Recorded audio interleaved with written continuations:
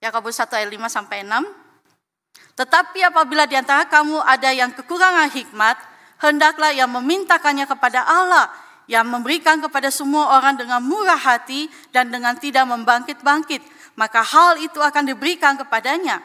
Hendaklah ia memintanya dalam iman dan sama sekali jangan bimbang, sebab orang yang bimbang sama dengan gelombang laut yang diombang-ambingkan kian kemari oleh angin. Yakobus menjelaskan bahwa saat kita tidak bisa memahami, tidak bisa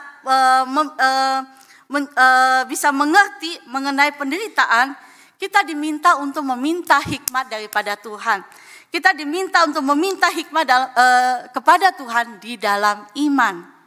Nah, Yakobus 1 ayat 5 sampai 6 itu apakah hikmat daripada Tuhan? Apakah hikmat Tuhan? Hikmat adalah kemampuan. Perhatikan ya Bapak Ibu, hikmat adalah kemampuan untuk memahami hal-hal yang sulit untuk dipahami. Namun hikmat apa yang bisa kita minta dari Tuhan saat kita mengalami penderitaan? Hikmat apa yang bisa kita minta kepada Tuhan pada saat kita mengalami penderitaan? Tentu bukan hikmat untuk memahami alasan kenapa saya harus menderita, sebab hal ini memang adalah misteri bagi kita. Tetapi hikmat di dalam memahami apa yang menjadi tujuan Allah sehingga Dia mengizinkan kita menderita. Saya ulangi ya. Hikmat yang kita mintakan adalah hikmat bagaimana kita memahami apa yang menjadi tujuan Allah sehingga Ia mengizinkan kita menderita. Nah, inilah maksudnya meminta hikmat di dalam iman ya. Kita beriman bahwa Allah itu baik. Allah itu penuh kasih. Ia berkuasa dalam menyelamatkan dan menolong kita saat mengalami penderitaan. Saat kita mengalami penderitaan dalam hidup kita, kita meminta pengertian daripada Tuhan untuk mengerti apa menjadi maksud hati Tuhan, apa yang menjadi tujuan daripada Tuhan mengizinkan penderitaan itu hadir di dalam kehidupan kita. Jika Tuhan mengizinkan kita mengalami penderitaan tertentu, Tuhan pasti punya tujuan. Jika Tuhan mengizinkan kita sakit tertentu, Tuhan pasti punya tujuan. Demikian juga ketika Tuhan mengizinkan kita mengalami krisis di dalam rumah tangga, ketika Tuhan juga mengizinkan kita mengalami krisis di dalam ekonomi, dalam usaha kita, ketika Tuhan juga mengizinkan kita mengalami krisis di dalam membesarkan anak-anak kita, di dalam relasi kita dengan anak-anak kita, semuanya itu pasti punya tujuan. Namun apa yang menjadi tujuan di balik semua penderitaan-penderitaan yang kita alami? Nah, jawabannya ada di dalam Yakobus 1 ayat 2 sampai 3 dan kemudian Yakobus 5 ayat 11 saya akan bacakan. Yakobus 1 ayat 2 sampai 3. Saudara-saudaraku, anggaplah sebagai suatu kebahagiaan apabila kamu jatuh ke dalam berbagai-bagai pencobaan, sebab kamu tahu bahwa ujian terhadap imanmu itu menghasilkan ketekunan. Nah, Bapak Ibu, itu akan menghasilkan ketekunan. Ketika kita diizinkan mengalami penderitaan adalah supaya kita belajar untuk bertekun di dalam iman. Supaya kita punya suatu ketekunan dalam beriman kita, dalam pengharapan kita kepada Tuhan. Nah, Pak, di sini apa artinya bertekun ya? Apa artinya bertekun? Apa artinya bertekun ini? Nah, istilah bertekun dalam Alkitab sering digunakan untuk menggambarkan suatu sikap, suatu komitmen begitu ya. Seseorang yang tetap tinggal di satu posisi, tetap stand, berdiri di satu posisi tertentu, walaupun orang lain kemudian pada akhirnya meninggalkan posisinya. Komitmen seseorang yang tetap tinggal di satu posisi tertentu, walaupun orang lain meninggalkan posisi tersebut. Nah, jadi bertekun itu menunjukkan pada suatu komitmen yang pantang menyerah.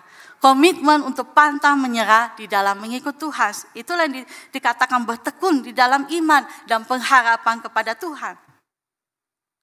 Nah, Bapak Ibu dan Saudara, Tuhan menggunakan penderitaan untuk membentuk karakter seseorang.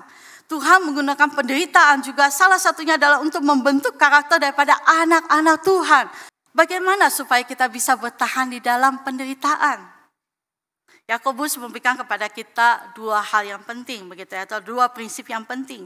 Yang pertama, kita melihat bahwa saat kita di dalam penderitaan, ingatlah selalu bahwa ada tujuan Allah di balik segala penderitaan yang kita alami. Saat kita di dalam penderitaan, ingatlah selalu bahwa ada tujuan Tuhan di balik segala penderitaan yang kita alami.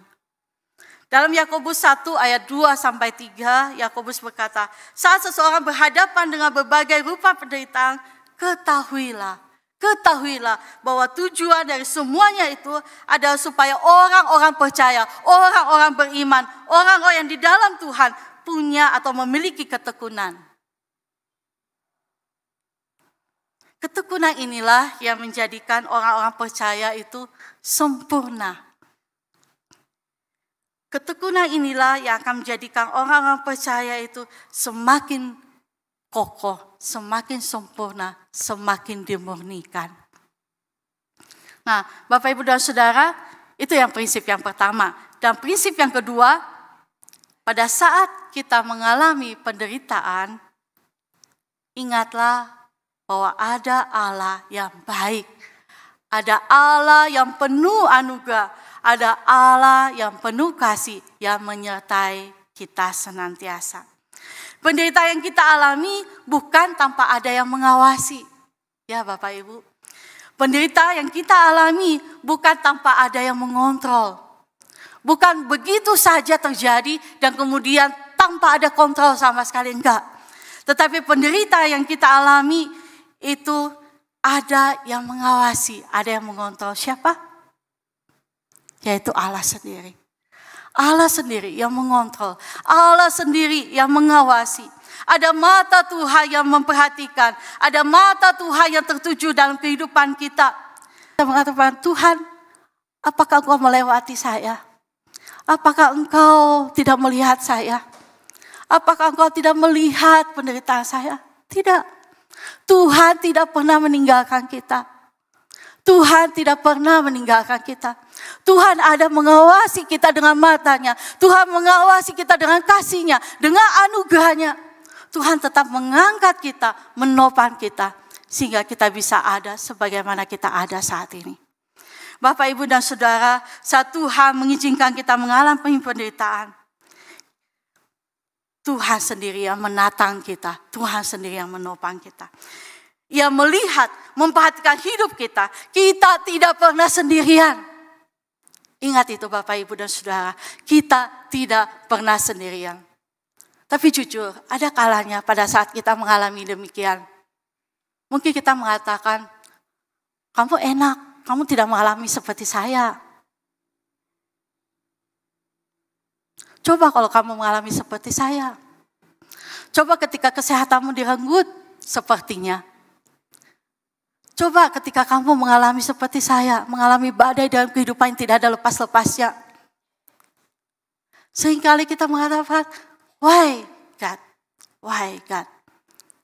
Tetapi ketika pun saat kita mengatakan, why God? Mengapa Tuhan? Tuhan di sana tidak pernah tinggal diam. Tuhan memperhatikan kita. Di dalam loneliness kita, di dalam kesendirian kita, di dalam kesepian kita, Tuhan tahu, Tuhan mengerti.